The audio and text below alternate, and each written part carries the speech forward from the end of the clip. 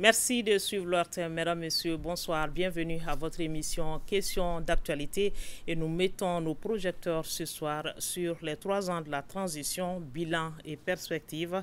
Une large vue sur les secteurs auxquels la transition s'est attaquée depuis 3 ans. Quelle est la destinée du Mali? La défense et la sécurité, les grandes réformes en matière de gouvernance, la diversification de partenariats dans la lutte contre le terrorisme, un nouveau visage de la diplomatie, la transition qui œuvre dans un contexte de souveraineté retrouvée et comme acquis une nouvelle constitution, le Mali qui est donc en 4e République, un nouveau code minier, des acquisitions pour l'armée, la formation, le recrutement, la relance de la Comatex, de l'UMPP et la reprise du trafic ferroviaire pour ne citer que ces exemples. Alors, qu'en est-il exactement? Quelles suggestions pour plus de résultats pour le Mali croit tant espéré? Nous en parlons avec des spécialistes de différents domaines. Il s'agit de Maître Amadou Tcheoulin Diarra. Il est avocat, président du réseau des défenseurs des droits de l'homme. Maître, bonsoir. Merci, Madame la directrice. Madame Maï Niaré, elle est la vice-présidente du réseau international des femmes leaders. Maï, bonsoir. Bonsoir Sira, merci pour l'invitation. Merci. De Mohamed Ousmane Ag Mohamedoun, il est le président de l'Alliance pour la refondation du Mali, AREMA. Président, bonsoir. Bonsoir Sira, merci. Du professeur Tchefin Sissoko, enseignant-chercheur en sciences de l'éducation à l'Université des lettres et des sciences humaines de Bamako et de plusieurs universités en France, auteur de 6 ouvrages sur l'enseignement supérieur. Professeur Tchefin, bonsoir. Bonsoir Sila Vatili, bonsoir à toutes et à tous et bonsoir à toutes les Maliennes et à tous les Maliens qui nous regardent. Bienvenue sur ce plateau et nous ouvrons ce débat par la défense et la sécurité. Tout part de là, pas de développement sans sécurité. Et s'il y a un secteur qui fait unanimité au Mali, c'est bien celui de la défense et de la sécurité. Un changement opéré selon les Maliens et comme acquis de l'armée. On parle de recrutement massif, d'acquisition, d'équipements de combat, de renseignement, de formation continue avec nos hommes en tenue. Alors, Maître Até Diarra, quel est votre constat par rapport à notre outil de défense? Le constat, Madame Sira, c'est que nous entamons ce qu'on appelle la phase de stabilisation. La phase de stabilisation parce que nous sommes exactement dans une situation de pays post-conflit. Post-conflit parce que le conflit, il n'est plus d'ordre interne. Parce que nous avons vécu ça pendant des années et l'armée est parvenue effectivement à stabiliser cette situation. Mais ce qui est en cause aujourd'hui, c'est que, en fait, c'est une puissance extérieure qui fait de l'infiltration, qui fait que les gens ont l'impression que le Mali n'est pas stable, alors que dans la réalité, grâce aux forces de l'ordre, nous avons une maîtrise de la situation interne du pays, de l'est à l'ouest et du nord au sud. Ce qui fait qu'aujourd'hui, eh bien, les stress en ce qui concerne la gouvernance militaire sont loin de nous aujourd'hui. C'est une situation qui rassure par rapport à la sécurité, à votre avis? C'est une situation qui rassure parce que les questions ne sont plus des questions d'ordre interne. Quand nous pensons à la situation d'il y a 6 ans ou même 10 ans, ou même quand nous remontons jusqu'en 2012, mais aujourd'hui, la situation qui prévaut, c'est que, en fait, c'est un ancien partenaire dont la mainmise a été remise en cause sur la base non seulement des textes, mais aussi en pratique, qui procède par des méthodes d'infiltration pour déstabiliser. Sinon, dans la réalité, tout le monde sait que nous ne sommes pas entre nous frères qui se font la guerre comme en fait cela a été il y a des années, mais c'est parce que simplement c'est des éléments d'extranéité. Et ces éléments d'extranéité, aujourd'hui, le Mali est sur le point de les vaincre du point de vue territorial. Alors, Monsieur Mohamed Ousmane, vous œuvrez, société civile, je rappelle, vous œuvrez pour la refondation du Mali. Alors, selon les responsables militaires, 3 ans après, l'armée est plus motivée, plus confiante, plus engagée et consciente de ses missions. La montée en puissance donc qui est remarquée, vous la voyez dans quel acte concret? Pour moi, l'acquis fondamental de cette transition et qui rassure tout le monde, c'est vraiment cette prise de conscience du peuple malien, cette résilience du peuple malien et surtout la détermination, aussi bien au niveau du peuple malien que de notre armée, qui désormais veille sérieusement aujourd'hui sur la vie de la nation. Cela est extrêmement important parce que c'est ce qui a permis tout le reste. Tout le reste, depuis 60 ans, ce qui a manqué, c'est ça. À cela s'ajoute également notre liberté aujourd'hui qui s'est affirmée, notre liberté de penser, notre liberté de choisir, notre liberté de décision, notre liberté d'action. Ça, c'est des choses qui ont manqué par le passé. Et il faut s'allier à ce nouveau l'engagement, le courage et le sacrifice de ceux qui dirigent les pays aujourd'hui. Parce qu'en réalité, tout va de là. Et de mon point de vue, c'est cet acquis qu'il faut ressasser pour que les gens comprennent que c'était ça le fondement qui permet le reste. C'est parce qu'il y a eu ça que vraiment aujourd'hui nous pouvons dire que nous allons apprécier. Depuis la rectification, je peux vous assurer qu'il y a eu beaucoup d'actions aujourd'hui qui sont très positives, aussi bien dans le domaine des réformes, dans le domaine de la défense, dans le domaine de l'économie, certainement nous en reviendrons en détail, qui font qu'aujourd'hui le Mali est en train véritablement de se relever et les acquis sont immenses et ils sont tangibles, quoi. À vous entendre, on a l'impression que le peuple pèse beaucoup dans cette question de sécurité. Quand l'armée sent le peuple derrière elle, elle est plus motivée, elle donne plus de résultats. Vous savez, depuis l'expérience de Aya Sanogo, notre frère le général, qui à l'époque, le peuple a manqué à son devoir de soutenir le coup d'État d'Aya Sanogo. Donc la CEDEAO en a profité pour fragiliser nos militaires à l'époque qui avaient déjà pris conscience que le Mali est en train d'aller vers un trou. Le peuple s'est endormi, il n'a pas soutenu. Donc Aya Sanogo et ses compagnons s'étaient fragilisés et maintenant nous revenons. Depuis, ceux qui ont eu la chance de vivre et de ne pas être en prison ont observé la situation de façon passive, mais étant donné que c'est la miette dans tous les cas, ils sont convaincus qu'ils ne peuvent plus y arriver seuls, il faut que le peuple d'abord s'exprime.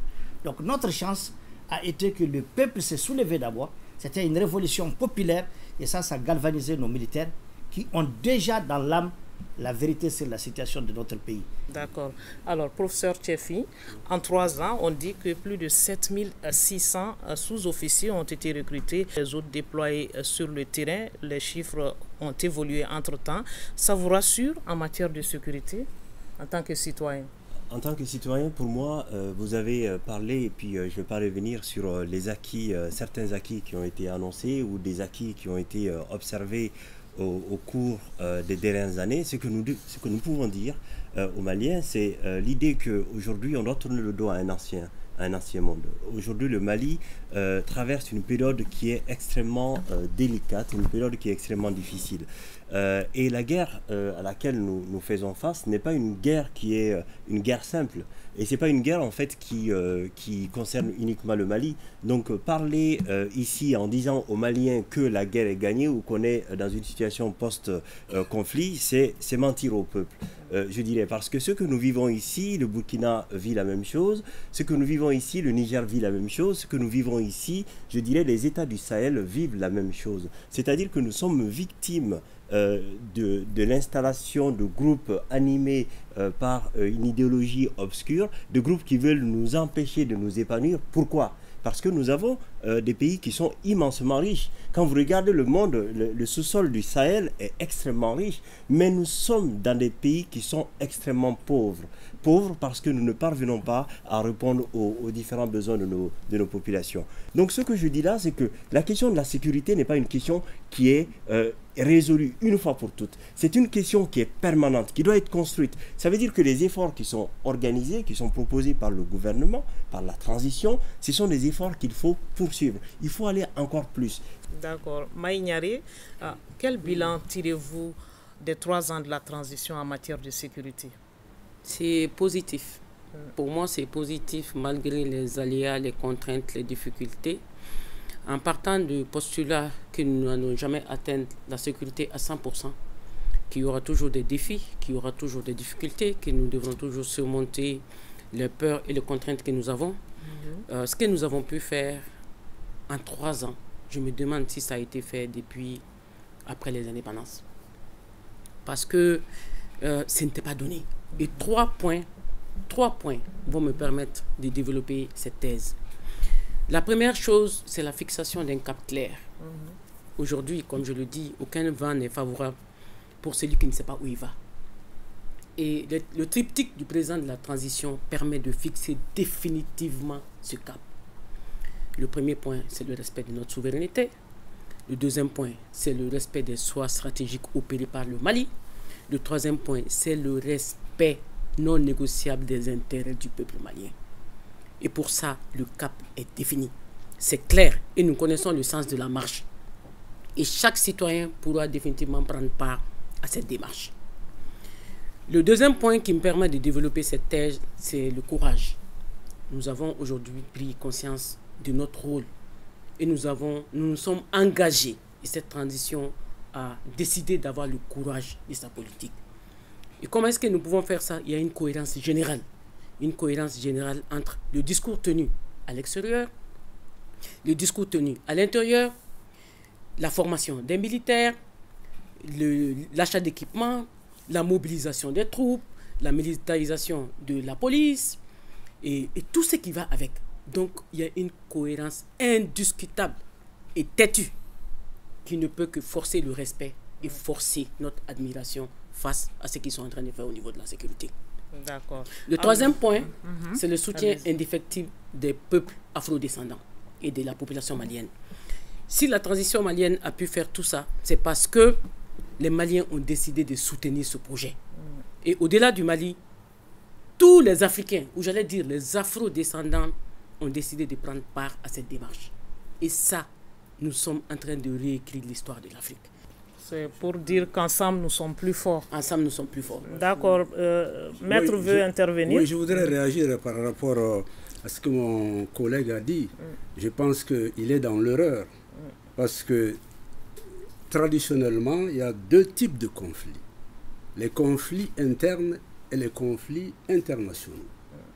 Le type de conflit qu'il y avait au Mali, c'était un conflit d'ordre interne, entre nous-mêmes. Et ça, nous l'avons maîtrisé. Ce conflit, nous l'avons maîtrisé. S'il suit l'actualité, ce n'est que récemment, quand la MINUSMA a voulu mettre Bair à la disposition du Mali, que, en fait, un agent s'est permis de dire les acteurs. Il dit les acteurs. Donc, il ressuscite, si vous voulez, un conflit qui était déjà réglé. Notre conflit était d'ordre interne et nous l'avons réglé. Mais maintenant, ce qui est en cause, c'est quelque chose d'extranéité. C'est parce que c'est une puissance extérieure qui infiltre. Qui infiltre par, en fait, le biais du terrorisme. D'accord. Maïniare, vous partagez cette idée? Je partage parfaitement le point de vue du professeur quand il dit que nous sommes en phase de stabilisation. Nous sommes en phase de stabilisation à cause des points que nous avons énumérés. Mais je pense que nous ne sommes pas là pour qualifier le type de conflit, c'est interne ou externe, parce que nous sommes interdépendants, qu'on le veuille ou pas, heureusement ou malheureusement. Par exemple, s'ils font faire la manipulation dans un autre pays et que nous restons là et qu'aujourd'hui nous gérons un conflit qui n'a pas commencé ici, qui a commencé en Libye. Ce n'est pas un conflit interne qui a éclaté ici, ça n'a pas commencé là-bas, ça a commencé en Libye où on nous a transporté les problèmes, la chute de Libye qu'on nous a et nous sommes en train de gérer des dizaines d'années après. Donc si nous restons là aussi à dire que c'est simplement interne et que nous ne prenons pas en compte les postulats externes, nous allons de carrefour en carrefour nous retrouver devant d'autres réalités qui nous sont imposées justement par ce qu'il dit, soit par d'autres personnes qui manipulent, soit par d'autres pays qui ont été fragilisés par ces manipulations et ces conflits vont se transporter sur notre territoire. Donc pour moi, nous sommes dans la même lignée. Les 3 ans, l'armée malienne a été plus que performante. Et pour moi, le bilan il est positif. D'accord. Le bilan, il est comment à votre avis? Bon, je crois que c'est indiscutable. Le bilan est positif et de mon point de vue même très positif. Ce que je vais dire un peu, je partage le point de vue de Maître. Notre armée évolue sur un terrain extrêmement difficile. Elle est bien équipée, elle est bien formée, le nombre a très bien évolué. Je vais donner 2 exemples qui méritent d'être connus et ça va nous amener à saluer l'efficacité de notre armée. Le premier exemple, il y a eu une attaque à Bajigourma. Les populations ont crié, on ne voit pas l'armée, où sont les avions, où sont ceci. Ça, c'est un village, il y a une attaque. Après l'attaque, et ça, c'est un ancien député qui me l'a dit, certainement, j'espère qu'il nous suit. Après l'attaque, on a trouvé 2 ou 3 corps. Les 2 corps sont tous des fils de ce village-là. Aussi bien les camps de Jenim que les camps de Daesh, ils sont tous du fils de ce village-là. Donc c'est pour vous dire que la question de sécurité est complexe. Ce n'est pas seulement à l'armée d'apporter la sécurité. Il faut aussi que la population joue sa partition. Est-ce que notre armée va aller bombarder les villages? Quand les villageois eux-mêmes n'ont pas pris conscience qu'ils doivent prendre le risque et de retirer leurs enfants de cette manipulation, de la main extérieure. Exactement. Donc ça, c'est un exemple. Le deuxième exemple, c'est Ber avant-hier. Il faut saluer la méthode, la stratégie, le professionnalisme de notre armée. Ils ont été sérieusement provoqués, aussi bien dans les réseaux sociaux, dans les médias, par des voix qui sont connues, des mouvements, sans compter les appels, les attaques de génie, mais tout le reste. Mais avec tout ça, l'armée a gardé son sang-froid. Donc ça, il faut saluer ça. Malgré tout, l'armée a occupé le camp de Ber et elle a poursuivi ses activités, y compris des activités civilo-militaires, d'assistance, de sensibilisation. Maintenant, j'ai entendu des gens dire que l'armée a ouvert les magasins. Mais c'est normal. L'armée ne va pas venir s'asseoir sur une poudrière. Tout le monde sait que Ber a été un carrefour de tout type de crimes, de tout type de criminels. L'armée ne va pas aller s'asseoir sans fouiller les magasins, les maisons. La population doit comprendre que c'est pour son bien. C'est pour enlever tout ce qui peut être un danger. Et que désormais la population puisse travailler sereinement et que l'armée puisse tout contrôler. Ça, il faut saluer ça. Professeur Tchefi, c'est vrai que le peuple est un poids dans cette sécurité, dans cette quête de sécurité. Il faut être derrière l'armée pour la réconforter, même s'il y a des embûches sur le terrain. Alors, ce que j'ai dit pour clarifier ma position, puisque c'est vrai que dans la discussion, dans la façon de dire les choses, on peut percevoir différemment. C'était une métaphore. Je ne dis pas que l'armée n'est pas bien formée. Loin de là. Ma vision n'est pas de dire que l'armée malienne n'est pas bien formée. Au contraire, j'ai des amis qui sont dans l'armée, qui sont très bien formés, qui sont très disciplinés, que je connais parfaitement, avec qui je partage beaucoup de choses. Ce que je dis rejoint les propos de noble fils de Hamedoun qui nous dit ici, parfois les gens qui attaquent les villages sont parfois des enfants de ce village. Et c'est exactement ce que je suis en train de dire en parlant des garibous. C'est-à-dire les garibous qui sont dans nos coins, ils vivent une certaine condition difficile. Ça veut dire qu'ils se sont préparés à cette difficulté. Et donc c'est dans ce sens-là que je dis que ce sont des bombes à retardement. C'est pas pour autre chose. C'est pas pour dire que l'armée est mal formée. Non, c'est pour dire que cette bombe à retardement, nous devons regarder cela pour pouvoir mieux résoudre ces différents conflits. Parce que nous ne sommes pas des ennemis les uns des autres. Et ça, j'aimerais bien qu'on se le dise. Nous sommes des alliés. Parce que si l'on gagne cette guerre, c'est le Mali qui s'en sort gagnant. Si l'on gagne cette guerre, c'est nous-mêmes. Si le Mali progresse, on va en parler de développement par la suite. Si le Mali se développe, c'est nous-mêmes, ce sont nos enfants, ce sont nos arrière-petits-enfants. Même s'ils ne seront pas là, nous devons comprendre cela. Donc ça veut dire que le succès de l'armée, c'est notre succès. Peut-être même que dans les propositions, peut-être même que nous devons tous à un moment donné jouer le rôle de cette armée pour soutenir, pour gagner cette guerre asymétrique. Et donc gagner cette guerre asymétrique, c'est regarder les petits problèmes en fait que nous avons, qui deviendront des grands problèmes de demain. C'est vrai que pendant longtemps, on parle de cette question des garibous, mais on n'a pas résolu cette question des garibous. Et ce qui s'est passé, ils se sont retrouvés dans les groupes extrémistes. Ils se sont trouvés dans les groupes djihadistes. Alors, à un moment donné, il faut qu'on prenne conscience qu'il faut qu'on se lève et qu'on règle ce problème maintenant. Parce que ce n'est pas ce que nous sommes en train de faire. Quand je vous dis qu'il y a une couche récupérable par l'ennemi. Récupérable, qui est récupérée, pas récupérable, qui est récupérée par l'ennemi, et c'est une couche qui peut être récupérée par nous. Si l'ennemi l'a récupérée, c'est que nous aussi, qui sommes du bon côté du Mali, qui voulons le progrès du Mali, eh bien nous devons les récupérer. Quand je dis 1 demi-million d'enfants dans les rues qui ne disposent d'aucun dispositif de socialisation, ni familial, ni institutionnel, ce sont des problèmes en puissance. Ce sont des problèmes qui vont se répercuter sur l'avenir et qui pourront même mettre à mal le Mali, ou en tout cas le Mali nouveau. L'idée est comprise. Maïniari veut compléter en 2 mots. Compléter juste que dans la Constitution, dans la nouvelle Constitution, il y a un article qui parle justement de ça. Aujourd'hui, tous les fils et filles du Mali sont mobilisables à partir de 18 ans. Donc c'est pour conforter un peu Tchefi dans ce sens, que comme il a dit que tous les enfants du Mali aujourd'hui doivent peut-être jouer le rôle de l'armée, pas doivent, vont jouer le rôle de l'armée parce que nous sommes tous mobilisables depuis que la dernière constitution est passée. Tout à fait. Alors, le deuxième axe de ce débat est consacré à la diplomatie avec un nouveau visage, la politique extérieure basée désormais sur le respect de 3 principes qui guident l'action publique. Le Mali a fait le choix de diversification de partenariats. Celui avec la Russie se consolide. Rupture avec la France, géopolitique et géostratégie oblige, il faut savoir choisir. Que pensez-vous du partenariat avec la Russie? Je vais commencer par le président de l'AREMA. Bien, merci Sira. La question est très importante. Vous savez, la diplomatie, c'est un des actes très importants de la vie d'un État. Parce que c'est ce qui permet de négocier nos relations, nos rapports avec les autres, particulièrement les relations entre les États. Aujourd'hui, notre pays, il ne faut jamais qu'on l'oublie, parmi les acquis, c'est que nous sommes dans une approche doctrinale et qui est désormais constitutionnalisée à travers l'article 34 de la Constitution, notamment les 3 principes qu'Emaï vient de rappeler, le respect de la souveraineté, le respect des choix stratégiques et la défense des intérêts vitaux. C'est des principes doctrinaux qui caractérisent désormais notre approche et qui fait d'elle une approche doctrinale. Donc, si vous respectez ces 3 principes, si vous respectez cette doctrine, vous pouvez être un partenaire avec le Mali. Si vous êtes même malien et que vous respectez ça, vous pouvez être compris aussi par les Maliens. C'est là extrêmement important. Les nations n'existent pas sans la défense. D'où notre ouverture vers la Russie, qui, avec elle aujourd'hui et bien d'autres partenaires, notre pays est en train de s'occuper sérieusement en termes de renseignement, en termes d'aviation, en termes de terre. Et même sur le fleuve, nous avons aujourd'hui des engins capables de faire la guerre sur le fleuve. Ça a été permis pourquoi? Ça a été permis grâce à cette diplomatie nouvelle qui incarne la volonté réelle de nos populations, qui répond à la volonté de nos populations et de nos plus hautes autorités. Qu'est-ce qui n'a pas marché avec la France qui peut marcher avec la Russie?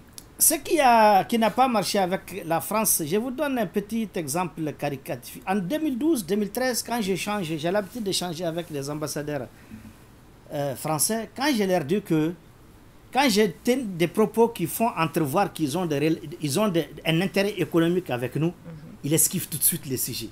C'est-à-dire qu'ils ont tellement censuré nos mentalités qu'il ne faut même pas que le Malien ou l'Africain passe à côté de l'idée que la France a un intérêt avec nous. Non, et ils sont là pour nous bousiller.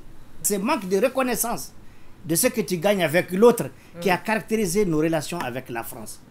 Et surtout, la paire qu'elle a vendue, la paire est rentrée dans les cœurs de tout le monde. Il y a eu tellement de choses qui montrent aujourd'hui que cette coopération avec la France était vraiment malsaine. C'était vraiment très malsaine et il faut voir ailleurs. Il n'y a rien à tirer de bon là-dedans. Professeur Tchefi, quels peuvent être les avantages de la coopération avec la Russie à votre avis dans un contexte de partenariat gagnant-gagnant?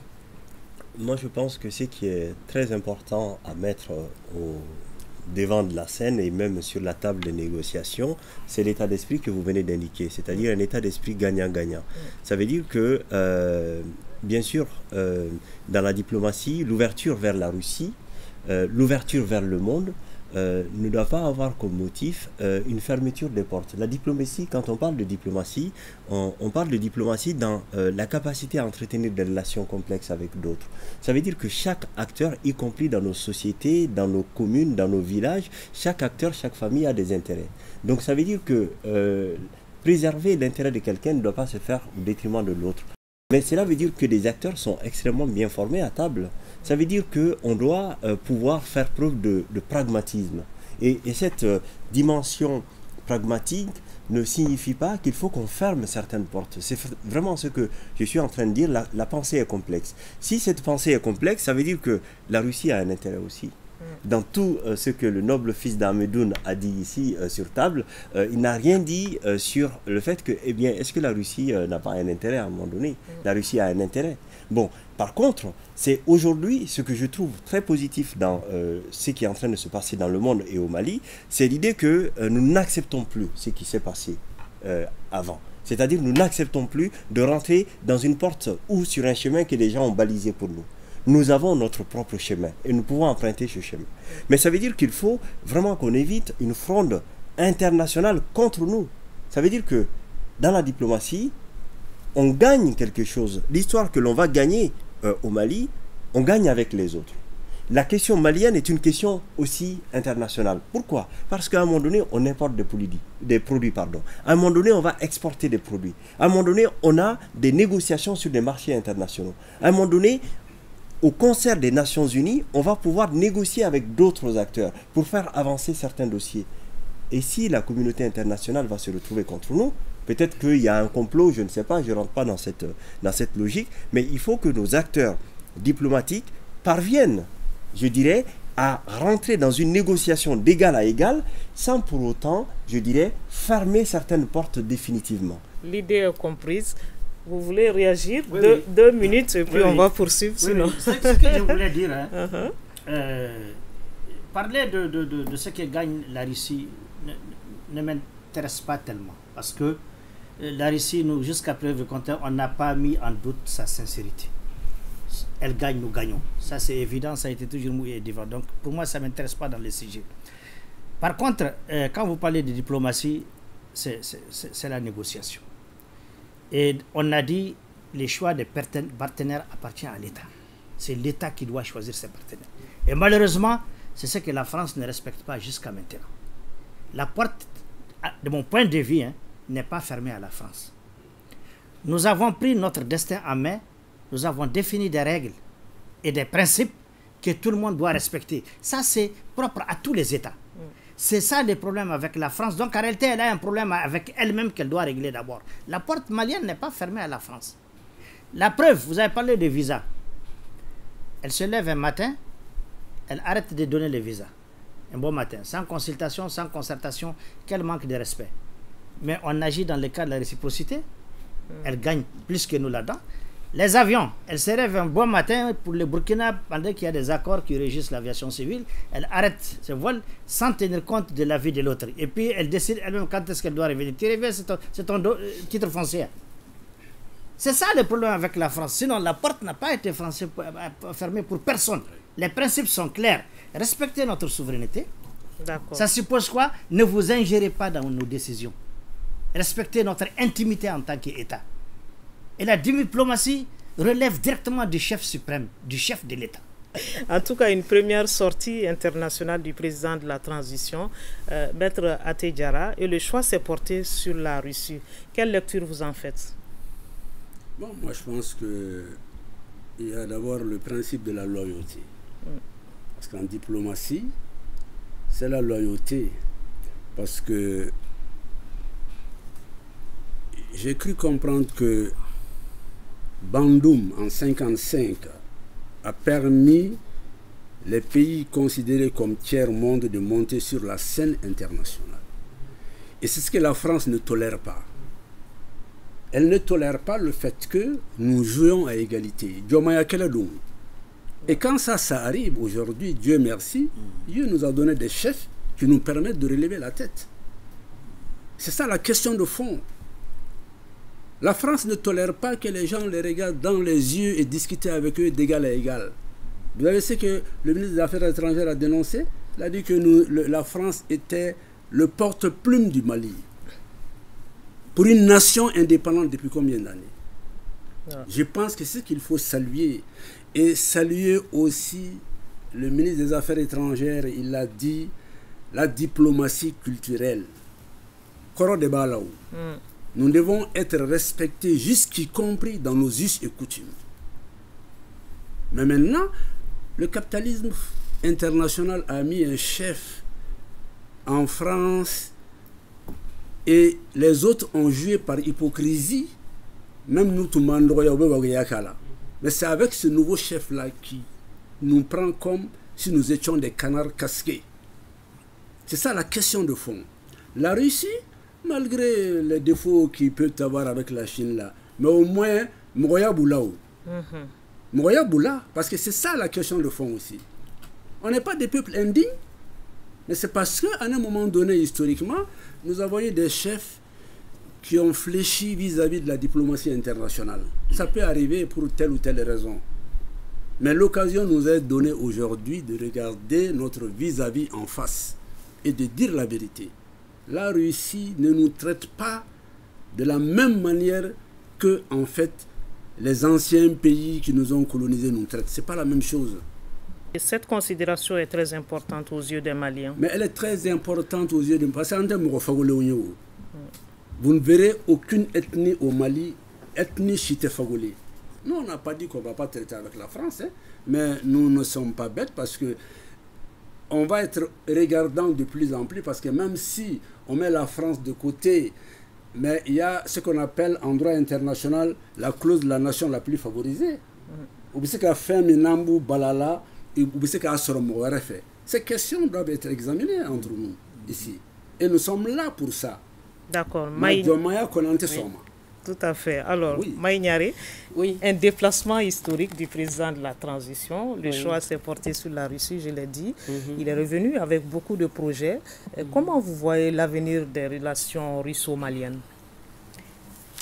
Merci beaucoup, Sira. C'est que je me pose un certain nombre de questions. Autant je ne vois pas ce monde en noir et blanc, comme l'a dit un peu Jeffy. Nous avons un monde multipolaire. Mais autant je me pose cette question têtue. Comment garder la diplomatie avec un pays qui te dit si tu parles avec ton voisin, je ferme la porte? Comment garder des relations diplomatiques saines avec un pays qui te dit que tu as le feu qui a pris ta case, j'amène un seau d'eau pour éteindre. Si j'arrive pas, si tu appelles ton voisin pour nous amener aussi son robinet, je te laisse dans ton feu là-bas. Ce n'est pas un choix. En fait, nous ne sommes pas devant un choix, de mon point de vue. Nous sommes contraints d'aller vers une rupture parce que il y va de notre survie. Pas une rupture définitive, une rupture momentanée. Pourquoi? Il y a cet adage qui dit, il y en a qui partent parce qu'ils ont réfléchi, ils ont besoin. Il y en a qui partent parce qu'ils ont besoin de réfléchir. D'autres partent parce qu'ils ont déjà réfléchi. Nous sommes devant ce carrefour. Il lui va de notre survie parce que à partir du moment où nous avons vu nos femmes éventrées pour retirer de leur ventre leur bébé, nous ne pouvons plus admettre ce statu quo parce qu'il y va de la survie de nos populations et nous avons cette responsabilité. Et comment voyez-vous ces relations? Justement, ce n'est pas un jeu de plaisir. Nous ne faisons ni plaisir à la Russie, ni plaisir à la France. À la question qu'on me pose, la Russie aussi a des problèmes, effectivement, comme la France aussi a des intérêts, la Russie a ses intérêts. Mais qui s'occupe de la perfection? Nous n'avons pas dit que la Russie était un pays parfait. D'ailleurs, qui est parfait? Nous le sommes. Personne ne s'occupe de la perfection. Personne n'est parfait dans cette histoire. Mais où est-ce que nous avons nos intérêts? Je pense que c'est alors là toute la question. Nous avons un choc culturel au-delà même du problème économique. Par exemple, quand le maître parle du fait que Macron, le président français, tapote l'épaule des présidents africains dans leur culture, peut-être que ça passe. Mais dans la culture africaine, nous avons la gérontocratie, le respect des aînés. Tout à fait. Donc il y a un vrai choc culturel dans la façon de nous parler, dans la façon de nouer des partenariats avec nous, dans la façon de nous dicter les conduites. Donc il y a un vrai choc, il y a un problème culturel qu'il n'intègre pas dans la gestion diplomatique. C'est pour cela que le ministre des Affaires étrangères parle de diplomatie culturelle. Ouais. Parce que si vous voulez faire des affaires avec nous, il faudra encore que vous compreniez comment on se comporte. Si vous voulez faire des affaires en Chine, et que vous ne comprenez pas que les Chinois sont un peuple réservé, ils sont rabaissés, ils sont comme ci, comment voulez-vous travailler avec eux? Nous sommes en train de nous adapter à un comportement que nous avons en face de nous. Mais je continue de croire et de rejoindre Kefi que le monde n'est pas noir ou blanc. C'est multipolaire, c'est multicolore. Et donc nous devons pouvoir discuter. Tu veux réagir? Juste sur l'idée que le partenariat avec la Russie, ce que je dis aux Maliens, à nous tous, aux autorités, c'est que nous ne devons pas faire les mêmes erreurs. Si nous nous sommes orientés vers un acteur dans le passé, en considérant que c'était un acteur principal qui pouvait nous aider à nous en sortir et que ça n'a pas été le cas, nous ne pouvons pas prendre le risque une deuxième fois de nous tourner vers un autre acteur, en nous jetant dans les bras de ce nouvel acteur, en disant que cet acteur va résoudre tous nos problèmes. Ça veut dire qu'à un moment donné, on va emprunter sans cesse les mêmes chemins. Je pense qu'il faut qu'on fasse preuve de jugeote, qu'on fasse preuve de clairvoyance, qu'on accepte l'ouverture vers de nouveaux acteurs, mais en même temps que l'on se renforce. Et ça, je crois que c'est une démarche qui est cohérente. Aller vers la diversification des partenariats. Aller vers une diversification de partenariats, mais ne pas mettre tous nos œufs dans le même panier. Et ne pas croire que quelqu'un de l'extérieur va nous aider à nous en sortir. On va fermer cette parenthèse. Parlons à présent du leadership du Mali dans la sous-région, soutien au Burkina Faso et au Niger face à la CEDEAO. Une vision commune. Maître Até Diarra, c'est l'Afrique qui se réveille? Mais bien sûr, parce que les gens ils se méprennent par rapport à la nature des coups d'État. Moi, j'ai dénoncé le coup d'État qui a été fait à ATT. Nous étions à la maison de la presse. J'ai pris mon courage pour dire que si vous enlevez celui-là, Djibedo, ce n'était pas pour la beauté de la tête de la personne, mais c'est parce que simplement, vous le gardez parce que ce qui est en vue, ce n'était pas bon. C'est ça la question de fond. Alors, mais maintenant, le coup d'État, quand on prend, mais le coup d'État du Mali, c'est pour notre dignité. Nous avons sauvé notre dignité et ça fait partie de la vie. Les gens vous disent, oui, les élections, Donata, Borata, Deuxièmement, le Burkina Faso, mais ils ont sauvé leur dignité. Ils ont sauvé leur dignité. Mais le Niger, tout récemment, mais il y a des choses qu'on a appris, mais vraiment, ça dépasse l'entendement humain. Comment est-ce que quelqu'un qui a été élu démocratiquement, même si le suffrage est erroné, accordons en fait, si vous voulez, ce qu'on appelle une présomption de vérité. Vous êtes élu à 53 et quelques pourcents, mais vous vous mettez contre ce peuple-là. Mais quand on vous renverse, mais mon Dieu, c'est à saluer.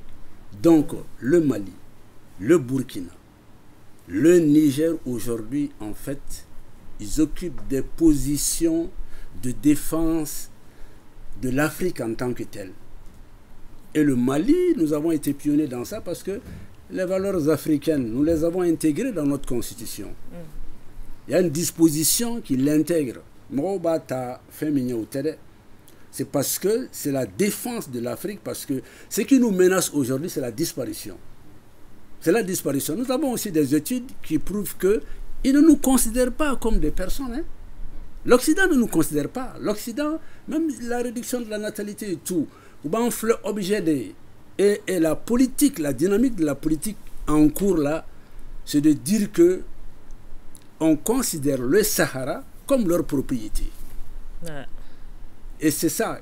Et ça, ce sont des coups d'État en dépit d'établissements qu'on a dérangés.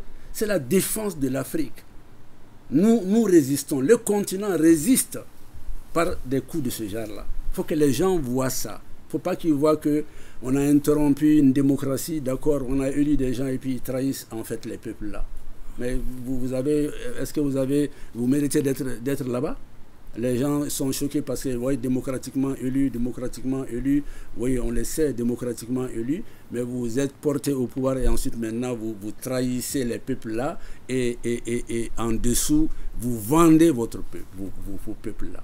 C'est ça la question. Moi, je ne le souhaite pas pour toute l'Afrique, mais j'ai l'impression aussi que c'est le deuxième aspect.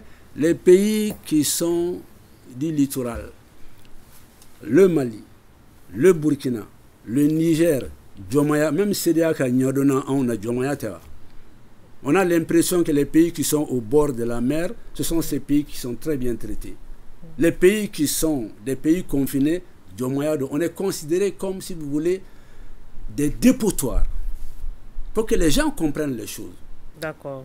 Monsieur Mohamed Ousmane, à votre avis, en quoi le partenariat africain, on peut le dire ainsi, peut se consolider avec le leadership du Mali qui soutient aujourd'hui le Niger? Permettez-moi de faire un petit rétro, c'est nécessaire. Vous savez, quand mon frère parle de la difficulté pour les cadres formés en Russie de s'intégrer dans le travail, il faut qu'on comprenne que c'était la politique de la France-Afrique. il y avait un système qui est mis en place pour bloquer toute possibilité pour ces cadres formés en Russie de trouver du travail. Et cette politique aujourd'hui, elle est derrière nous. C'est une question d'opportunité. Ça, c'est un. Deuxièmement, la Russie, les gens pensent qu'il n'y a pas de potentiel économique, qu'on ne peut pas avoir des grands contrats de partenariat, ils ne sont pas riches. C'est un choix que les Russes ont fait. Au sortir de la Deuxième Guerre mondiale, la guerre froide, la Russie était menacée de disparition. Ils avaient la bombe atomique qui est restée comme l'épée de Damoclès sur l'Occident. Ils ont exploité cette épée-là pour travailler intelligemment leur défense, leurs outils sécuritaires. Pendant 30 ans, ils se sont réveillés comme un monstre qui fait travailler le monde. Maintenant, ils vont à leur deuxième priorité. Maintenant, ils sont dans l'économie maintenant. Parce que personne ne peut les déstabiliser parce qu'ils sont très puissants. Donc, c'est une question de choix stratégique. Et c'est ce que le Mali... Troisième point, le Mali, je le répète encore, le Mali n'est pas fermé. On a fait un choix de collaboration sécuritaire avec la Russie parce qu'ils sont mieux placés, mieux indiqués, mieux ouverts. Maintenant, je reviens, c'est compris, ce chapitre est bouclé. Il faut répondre à la question. Je reviens à votre question. Oui. Vous savez, aujourd'hui, les coups d'État qui interviennent aujourd'hui, les populations étaient contraintes de demander le changement parce que le nouveau projet de la France et de l'Occident, c'était d'exterminer les Africains et d'occuper l'Afrique et le Sahel par le terrorisme. Pour quel objectif? Les ressources, nos richesses. Maintenant, qu'est-ce qui se passe? Ça a eu un effet contraire. Contrairement à ce que la France pensait, que le terrorisme va être son projet pour s'installer, ça a été la cause de son renvoi de l'Afrique. C'est l'effet contraire. Parce que nous, Africains, dans la paix, on peut tout accepter. C'est un peu notre culture. Tant que tu es en paix, tu es tranquille, souvent ton ennemi, même tu lui donnes un baiser, il passe. Parce que tout simplement, tu es la paix, on aime beaucoup la paix. Maintenant, quand la France a amené son projet de nous éliminer, de nous tuer, là trop c'est trop. La France doit partir. Donc c'est extrêmement important à savoir, et c'est ce qui va amener le colonisateur à quitter et à revoir un peu sa coquille. Et sa France est inscrite dans cette dynamique. Elle doit revoir sa coquille, sa façon de travailler avec les Africains. Alors, le Mali qui a donc donné le temps, professeur Tchefi, l'image du Mali aujourd'hui à l'extérieur est bien appréciée, son combat soutenu est cité en exemple. Qu'est-ce qu'on doit faire pour maintenir le cap? Qu'est-ce qu'on doit faire pour maintenir le cap? Ça veut dire que qu'est-ce que l'on doit faire pour progresser? Je crois que la question c'est ça. Qu'est-ce que l'on doit faire pour du coup gagner encore plus notre souveraineté? Ça veut dire que la souveraineté, c'est pas seulement des questions de mots. La souveraineté, c'est par des actions que l'on va pouvoir poser pour que on respecte les gens et pour que les autres aussi nous respectent en tant que nation, en tant que peuple, en tant qu'individu, en tant qu'humain. Donc ça, pour moi, c'est quelque chose de très important. La question de la souveraineté, je pense, donc c'est ça, le cap. Le cap qui est donné, c'est gagner un peu plus en souveraineté. Ça veut dire réussir à mettre en place des dispositifs dans nos sociétés qui fonctionnent efficacement. Donc, pour moi, je dirais que c'est l'élément central par rapport à ce que vous dites là. Deuxième chose que je dirais sur le sujet, c'est que la question de la démocratie, personne ne remet en cause la démocratie. Aujourd'hui, avec la 4e République, la démocratie est le système politique, système juridique, système institutionnel qui fonctionne. Ça veut dire qu'on croit à un système démocratique. Les présidents qu'on dit démocratiquement élus, quand vous regardez la façon dont les élections se sont opérées, vous vous rendez compte que finalement, il y a pas mal d'injustices dedans. Il y a pas mal de vols dedans. Et à partir du moment où il y a des vols pour que les présidents viennent au sommet de l'État, dit démocratiquement élu, on peut dire qu'il y a un coup d'État. Parce qu'à un moment donné, quand on donne de l'argent pour payer les votes, eh bien on est dans un coup d'État. À un moment donné, quand on triche, quand on fait du tripatouillage électoral, eh bien on est dans un coup d'État. Donc, ce que l'on voit dans nos pays, c'est que nous n'acceptons plus en fait ces injustices. La population, moi j'ai envie de dire, le soutien populaire de la population face à ce qui est en train de se passer, ce n'est pas un soutien au coup d'État, c'est, je dirais, un rejet de tout ce qui se passe par ailleurs. C'est un rejet de l'injustice. C'est un rejet, je dirais, de la triche. Et donc, si on a des individus qui se retrouvent là dans une période de transition en disant nous avons compris le peuple et nous voulons donner au peuple sa souveraineté, nous voulons mettre en place un certain nombre de systèmes pour que ça fonctionne, alors dans cette transition, nous devons mettre en place cela. C'est vrai, je reconnais, je l'ai dit sur votre plateau à un moment donné, j'ai dit sur une courte période, on a réussi à mettre en place un certain nombre de choses qu'on n'a pas réussi à faire depuis plusieurs décennies. Je l'ai dit. Et je le crois. Et je dirais que ce n'est pas toujours suffisant. Il faut qu'on arrive, oui, sur cette transition, à mettre le pays sur les rails. On pourra rentrer dans les détails, dans les préconisations. Et je crois que c'est ça, en fait, qu'il faut qu'on arrive à faire. Le système démocratique est un système qui est adapté pour le Mali. C'est ce que nous disons. Et c'est ce que tout le monde consent à dire. Et donc, du coup, le soutien, c'est qu'on arrive à tourner le dos à certaines pratiques. On est pris par le temps, on doit aborder d'autres aspects aussi. Maïniaré, on va vous faire réagir par rapport à cette image du Mali, ce leadership du Mali aujourd'hui sur le continent, on peut le dire ainsi, le Mali qui est une fierté. Que doit-on faire pour maintenir le cap, à votre avis? Pour maintenir le cap au niveau du leadership africain, d'abord nous devons obligatoirement rester conformes à notre vision. Nous ne devons pas nous écarter du cap qui a été fixé. Ça, c'est la première chose. La deuxième chose, c'est cet esprit d'entraide que nous n'avons plus en Afrique. Vous savez, si on avait ça, on n'allait pas laisser Kadhafi tomber, quoi. Parce que Kadhafi est tombé justement à cause d'une vision qu'il voulait développer pour notre continent. Nous aurions dû rester tous les pays derrière cet homme. Et nous l'avons livré. De ce fait, nous nous en payons le prix cher. Et aujourd'hui, nous sommes devant l'histoire. L'univers nous donne une autre opportunité de corriger le tir. Une opportunité de dire que nous avons regretté ce qui s'est passé. Et que nous n'allons plus nous inscrire et être partie prenante de ce qui a été fait en Libye. Et face à ce constat têtu aussi, il y en a qui sont absents. Et donc, nous devons tout faire pour pouvoir rester solidaires. Pourquoi les autres pays, les autres continents réussissent? Parce qu'ils sont solidaires, je dis. Ils sont solidaires, ils nous demandent, ils nous divisent, nous. Mais eux, ils sont solidaires autour de tout ce qu'ils font. La démocratie, c'est quoi? La démocratie, Abraham Lincoln, je pense le 16e président des États-Unis disait à son temps, c'est le pouvoir du peuple, par le peuple et pour le peuple. Ouais.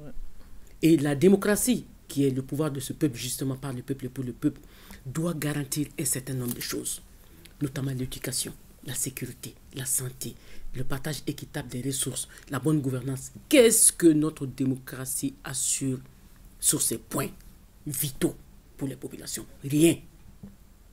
Notre démocratie n'apporte rien. En tout cas, la démocratie dans la forme occidentale n'a rien apporté à nos pays. Et dans la société traditionnelle, quand nous regardons un peu ce que nous faisons, l'arbre à palabre, le toguna, le Kouroukanfouga, qui est une charte qui a réuni tous nos peuples, qu'est-ce que nous avons à apprendre? Y a-t-il plus démocratique? Quand je regarde le blond de mes parents, où un vieillard de 95 ans est obligé de laisser la parole à un enfant de 5 ans et de l'écouter, qu'est-ce qui peut être plus démocratique que le système africain traditionnel de la gouvernance africaine? Donc nous n'avons pas de leçons à apprendre chez les autres. Nous avons juste à retourner sur nos, j'ai envie de dire nos béaba, nos basiques, afin de mieux apprendre notre leçon traditionnelle et mieux nous orienter. D'accord. Alors, on va aborder le troisième et dernier axe de ce débat qui porte sur le développement des actions menées dans un contexte de refondation. Le Mali qui a donc procédé à de profondes réformes politiques et institutionnelles. Nous sommes désormais en 4e République et nous avons un code minier. Alors, Maître Atedjara, quel changement cela va opérer à votre avis?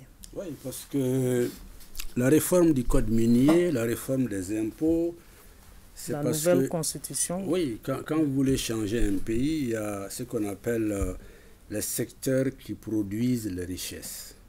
Parce qu'il y a eu des réformes institutionnelles, mais les réformes institutionnelles, excusez-moi de l'expression, le bas peuple met du temps à le mesurer.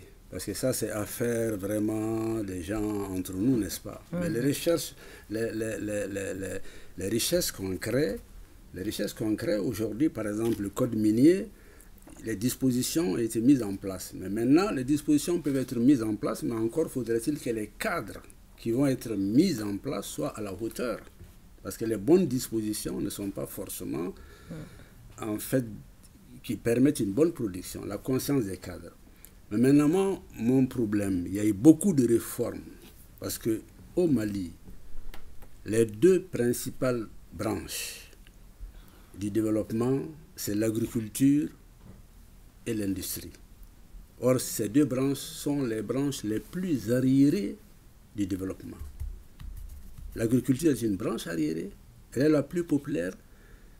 Si on tient compte de nos frères et de nos enfants qui sont aujourd'hui dans les raïdas en train de vendre là, mais c'est des chômeurs déguisés. C'est des chômeurs. Excusez-moi de l'expression, c'est des chômages déguisés parce que tu passes toute la journée et vous avez quitté la campagne. Ils ne sont pas fautifs. C'est parce que simplement l'organisation de l'agriculture, le niveau avec lequel on le prend, ne permet pas effectivement à ce que ces jeunes gens-là restent dans la campagne.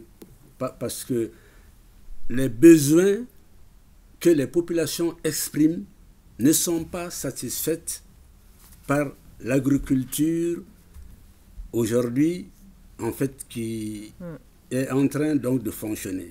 Soit il y a un problème de technique agricole, ou bien il y a un problème en fait d'accès à la propriété foncière, ou bien qui fait que tout le monde n'a pas la terre, ou bien en tout cas c'est que le Mali n'arrive pas aujourd'hui à régler cette question fondamentale. Je ne parle même pas des industries.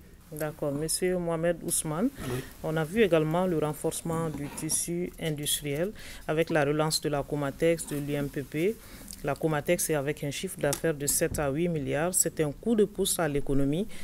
Quelle appréciation vous en faites et ça vous donne quel espoir? Considérez un peu l'opinion des bénéficiaires de ces industries-là.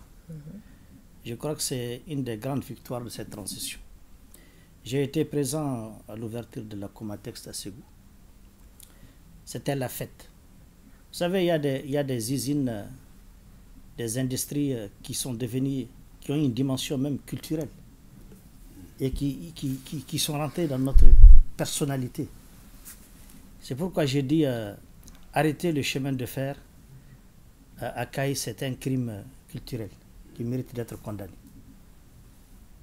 Et les populations étaient dans une telle joie, aussi bien à Ségou qu'à Caï. À Caï, on a eu une très grande pluie, mais la population n'a même pas senti qu'il pleuvait. C'était la joie. Et je me rappelle, avant la pluie, qui a été une grâce de Dieu, il y avait une canicule terrible, où au stade, il y a au moins 25 personnes qui ont été transportées à l'hôpital parce qu'il faisait extrêmement chaud. Tellement il y a une dynamique de joie. Aujourd'hui, c'est une expansion, c'est l'économie malienne aujourd'hui qui est en train de se relever. Un tas de choses. Là, on comprend les réformes dans le domaine de la justice. Il y a eu des réformes qui sont vraiment des réformes de révolution. On a revu le code pénal, le code de procédure pénale, le code de cybercriminalité, un tas de réformes aujourd'hui. L'agence de récupération, par exemple, de réparation, par exemple, par rapport aux victimes de la guerre, et surtout une agence nationale de recouvrement des biens gelés dans le cadre de la lutte contre la corruption. Ça, c'est des grandes réformes. Quand vous partez au niveau du domaine de la défense, il y a l'école de guerre qui a été créée. Il y a la police, Maïladi, qui a été militarisée. Il y a un tas de formations, un tas de réformes dans ce domaine qui ont été également réalisées. Aujourd'hui, les œuvres sociales qu'on a vues à travers les actions du président de la République ont fait plus d'heureux et de joyeux que beaucoup de projets de développement qu'on a connus sur la France-Afrique. À la fin des projets, on n'avait que de la poussière. Ces œuvres sociales aujourd'hui ont permis aujourd'hui des secteurs comme l'eau, l'éducation, la santé, aujourd'hui de faire le bonheur de ces populations. On a vu des hôpitaux qui ont été créés aussi bien dans le domaine militaire, des hôpitaux militaires, un hôpital militaire avec une technologie de dernière génération. On a vu la pédiatrie, on a vu un hôpital pour les sportifs avec un équipement de pointe et pourtant on était sous embargo. Ouais. Mais il y a une autre chose que les gens ne savent pas, qui fait partie aussi des mystères de cette transition. Vous savez, la Banque centrale, chaque année, la dette extérieure, le Mali doit payer des milliards à la Banque centrale. Et la Banque centrale, elle ne t'avertit même pas. Le jour où l'argent doit être dans le compte, il vérifie dans le compte. Si ce n'est pas dans le compte, tout de suite, ça passe dans tous les médias. Et c'est des situations comme ça qui ont déstabilisé beaucoup de pays. Intéressant. Notre pays n'a jamais été en retard jusqu'à aujourd'hui. D'accord. C'est intéressant, mais on ne pourra pas tout évoquer donc, ici. On ne sera pas exhaustif. On ne sera pas effectivement exhaustif. Oui. C'est pour vous dire tout simplement, aujourd'hui, en matière de développement, il y a des avancées miraculeuses même pour un État qui est sous embargo, qui est attaqué de tous les côtés. Je m'arrête là. D'accord. Vous l'avez dit, hein, le trafic ferroviaire a repris sur l'axe Kaï-Bamako. Bamako-Kaï, 6 voyages par semaine. Les populations disent être soulagées et leurs riverains ont repris les activités économiques. Alors, on va rappeler aussi les œuvres sociales et celles en matière de santé du président de la transition. Plus de 300 forages réalisés, une quarantaine d'ambulances, des distributions de vivres et non-vivres aux démunis, construction de 3 centres de dialyse à Bamako et Ségou. Alors, professeur Tchefin, je me tourne vers vous. Oui. Tout cela vous donne quel espoir pour le Mali Croix? Bon. On peut dire qu'il y a de l'espoir pour le Mali, beaucoup d'espoir pour le Mali. Moi, j'ai des convictions fortes sur les Maliens. Vous mettez un Malien, je vous assure, dans un environnement chaotique, le Malien, il reproduit le chaos. Il va être celui qui va porter le chaos. Vous mettez le Malien dans un environnement qui est performant, le Malien, il va faire preuve de performance. Il va être plus performant que n'importe qui. Vous mettez les Maliens, quand il y a même des histoires qu'on raconte, quand les Américains sont allés sur la Lune, il y a un Malien qui lui disait « Ibitakulasa ». Donc c'est pour dire que le Malien, il voyage un peu partout, au-delà de la plaisanterie. Le Malien peut faire preuve de beaucoup de performance. Le Malien est un caméléon, ça veut dire qu'il s'adapte à son environnement. Le Malien est un renard, c'est-à-dire qu'il est rusé, il peut réussir à faire beaucoup de choses. Je vais inventer un nouveau mot chez vous ici. Le Malien est un camélénard, c'est-à-dire un caméléon et un renard en même temps. Donc ça veut dire qu'il y a beaucoup d'espoir là-dessus. Une fois qu'on a dit ces choses positives, il convient de regarder nos réalités en face. Certaines réalités qui nécessitent aujourd'hui qu'on prenne à bras le corps la question de la professionnalisation de nos enfants. Pour qu'il ne suffit pas de développer la Comatex, c'est très bien qu'il faut mettre en service. Le système ferroviaire, c'est très très bien de mettre en place, mais il faut qu'on arrive à professionnaliser nos acteurs, nos jeunes, à occuper des métiers. Il faut qu'on mette en place un système de professionnalisation beaucoup plus précoce pour que nos enfants puissent réussir à porter nos industries. Ça veut dire qu'il faut qu'on les oriente dans les secteurs professionnels et ça, c'est quelque chose qu'on peut mettre en place dès demain. Dès cette transition, il faut qu'on arrive à mettre ça en place. Parce que on voit que dans le système éducatif, il y a plusieurs styles éducatifs qui se mettent en place. Il faut qu'on arrive à réfléchir sur un nouveau style éducatif qui permet à nos enfants d'être encore plus performants. Puisque aujourd'hui, nous avons besoin de mettre en place, je dirais, ces types de systèmes. Nous devons avoir un mouvement collectif de marcher en fait vers la liberté. C'est ce qui a été engagé, c'est-à-dire la liberté, l'indépendance, etc. Nous devons le faire avec le travail, par le travail. Nous devons le faire avec honneur. Ça veut dire que le Malien a besoin de retrouver cet honneur. Ça veut dire que le Malien a besoin de s'engager dans des activités qui sont impulsées au sommet et qui sont portées par les uns et les autres. C'est ce que nous devons faire. Donc ces choses montrent qu'il y a de l'espoir. Il y a beaucoup d'espoir. On peut compter sur les Maliens. Mais encore une fois, il faut qu'on arrive à leur donner les moyens de cette indépendance. Ça, c'est compris. Alors, il y a de grandes annonces qui ont été faites par rapport à ces 3 ans. Il y a l'hôpital militaire qui est déjà en construction. Il y a un projet d'un hôpital de 4e génération, d'autres projets annoncés comme la compagnie aérienne russo-malienne, la construction de 13 lycées, dont 2 d'excellence, des universités prévues à Kaï, Mopti, Gao et Tombouctou. Maïgnaré, quel espoir pour tout cela? Nous arrivons à respirer, sincèrement. Nous arrivons avec cette transition à à respirer. C'est comme si nous avons maintenant une sorte de bouffée d'air qui nous inspire, qui nous dit que l'avenir ne peut pas être plus sombre que ce que ça a été. Et toutes ces avancées ne sont finalement qu'une petite partie de l'énorme possibilité que nous avons. Vous imaginez par exemple, il y a eu tout ça, mais vous voyez, pour moi je pense que l'or malien, nous n'avons même pas besoin d'exploiter notre or. Je crois que nous devons laisser pour les générations futures. Souvent, je ressens ça comme une haute trahison. Imaginez le tourisme inexploité de notre pays. Quand vous commencez depuis Bamako, le Mandé, toutes les régions du Mali sont constituées de zones touristiques. Quand vous partez à Tombouctou avec l'histoire de 333, c'est les universités. Nous avons un champ vaste et énorme pour le tourisme que nous n'exploitons même pas.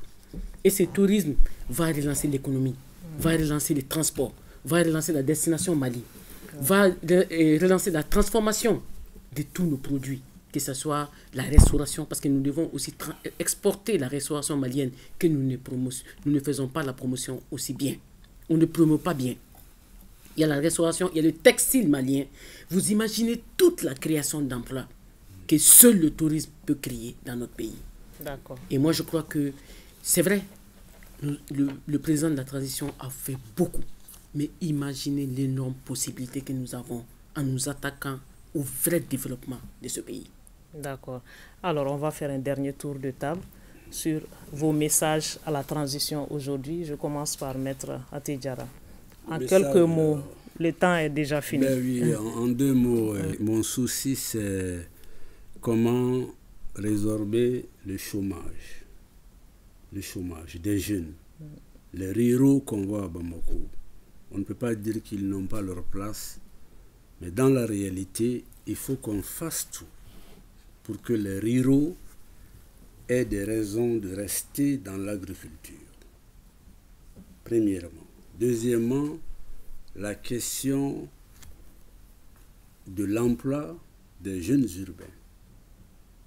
Et à ce niveau, pour qu'il y ait des régions industrielles comme Koutiala, comme Kouloukoro, et je pense à l'ICOMA. Le dossier de l'ICOMA doit être remis sur la table. L'ICOMA doit retourner dans le patrimoine de l'État du Mali.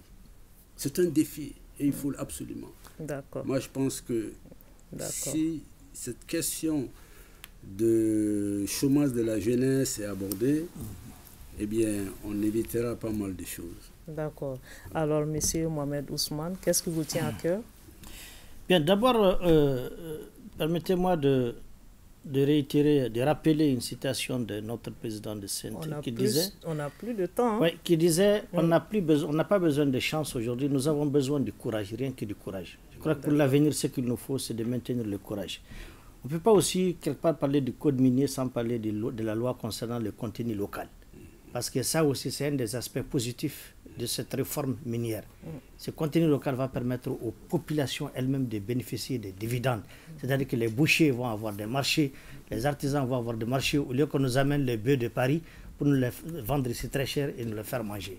Ça, c'est un exemple. La deuxième chose, les universités, les annonces faites par le chef de l'État, c'est vraiment des projets facteurs d'intégration. Ce qui ont été des projets qui ont été toujours censurés par la politique française, la France-Afrique. Et je termine par dire que j'ai personnellement écouté des amis qui étaient tombés gravement malades, qui ont fait des examens à Paris, qui sont revenus avec les résultats. Ils ont refait les mêmes examens ici. Nos médecins ont donné les mêmes résultats. Donc il faut que les gens comprennent aujourd'hui qu'il y a des avancées, il y a des percées et qu'on croit vraiment aujourd'hui à nos institutions et qu'on se sert beaucoup plus du consommé malien, comme on dit, quoi. D'accord. Et merci beaucoup. D'accord. Professeur Tchefin, quel est ce message à la transition aujourd'hui? Un message pour la transition, un message pour tous les Maliens. Ce dont on a le plus besoin pour moi, c'est l'intelligence. L'intelligence. L'intelligence de pouvoir... artificielle, hein? Eh bien, parfois artificielle aussi. Okay. Une intelligence pour combattre beaucoup de choses, une intelligence pour construire, je dirais. Et cette intelligence pour construire, ça veut dire qu'on doit plus impliquer.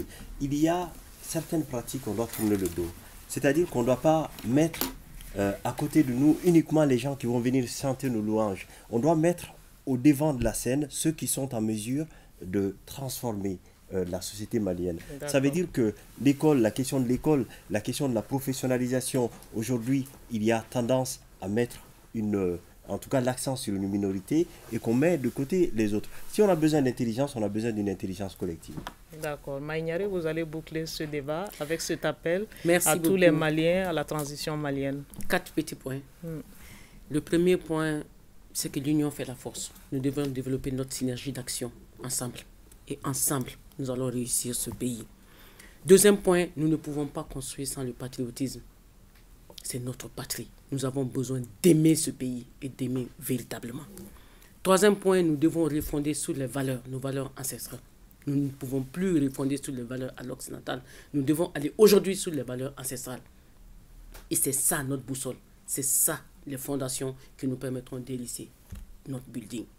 Le dernier point, c'est la formation de nos jeunes. Aujourd'hui, il n'y a pas d'avenir pour le Mali si nous ne mettons pas les jeunes au cœur de nos préoccupations. Mettons-nous tous au travail et travaillons pour les jeunes qui vont venir et non pour nous. Parce que pour nous, c'est terminé. Nous devons être tous orientés vers la promotion, la formation, l'orientation, l'encadrement et permettre aux jeunes de s'accaparer de ce pays et de le porter pour nous. Merci de nous avoir invités. Ça a été un plaisir. Merci à vous, c'est à moi de vous remercier. Un appel et un cri de cœur sur lesquels ce débat se referme donc. Nous parlions des acquis et perspectives des 3 ans de la transition, les réformes politiques et institutionnelles pour la refondation et les grands projets annoncés. Nos invités étaient Maître Amadou Tchaoulin Diarra, avocat, président du réseau des défenseurs des droits de l'homme, Maïgnare, vice-présidente du réseau international des femmes leaders, Mohamed Ousmane Ag Mohamedoun, président de l'Alliance pour la refondation du Mali, AREMA, et professeur Tchefin Sissoko, enseignant-chercheur en sciences de l'éducation au niveau du Mali ici, à l'Université des lettres et des sciences humaines et dans plusieurs universités en France. Il est auteur de 6 ouvrages sur l'enseignement supérieur. Nous espérons que vous avez eu un intérêt à nous suivre. Merci de votre attention. Bonne suite de programme sur ORTM 1. Bonsoir.